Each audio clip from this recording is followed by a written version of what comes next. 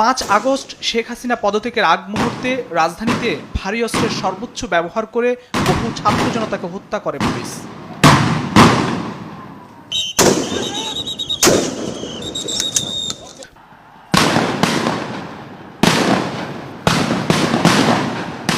বেলা 12টায় চানখারপুলে নিরস্ত্র ছাত্র জনতার উপর চাইনিজ রাইফেলে মুহুর্মুহু গুলি ছুটছে পুলিশ।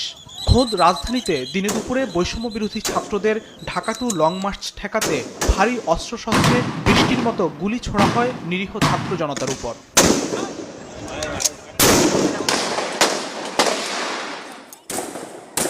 আন্দোলনকারী ছাত্র জনতা শাহবাগে যেতে চাইলে তাদের উপর হায়নার মতো হামলে পড়ে পুলিশ গুলি করতে থাকে প্রায় 2 ঘন্টা।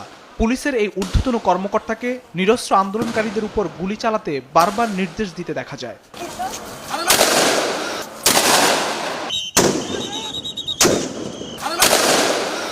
পুলিশের 4টি বিশেষ ইউনিটের কেউ একাধারে গুলি করছে, আবার কেউ আন্দোলনকারীদের পিছু হটাতে মারছে টিয়ার শেল ও সাউন্ড গ্রেনেড।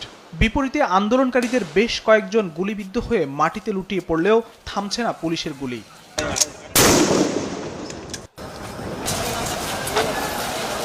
পুলিশের গুলি শেষ হয়ে আসলেও আবারও বাড়ানো হয় গুলির মজুদ।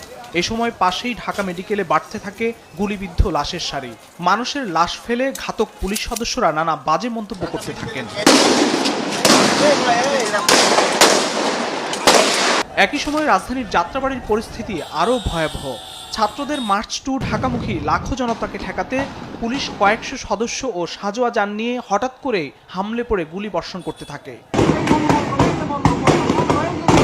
নিরস্ত্র আন্দোলনকারীদের উপর কয়েক হাজার রাউন্ড গুলি করে মুহূর্তে কেড়ে নেয় প্রায় অর্ধশত মানুষের প্রাণ। যেন যাত্রাবাড়িতে চলছে পাশবিক হত্যাযজ্ঞ। মুহূর্তেই সড়কে ছড়িয়ে ছিটিয়ে পড়ে থাকতে দেখা যায় বহু নিরীহ মানুষের লাশ।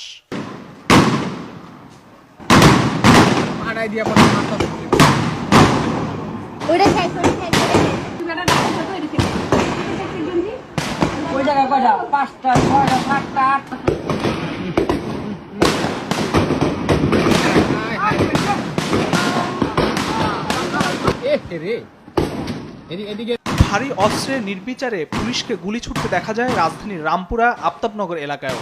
কারফিউ ভেঙে ঢাকা টু লং মার্চে ছাত্র জনতার অভ্যুত্থান রুখে দিতে পুলিশ গুলি করে রামপুরা, সাভার সহ দেশের বিভিন্ন প্রান্তেও। এদিন সারা দেশে শতাধিক মানুষ নিহতের খবর পাওয়া যায়।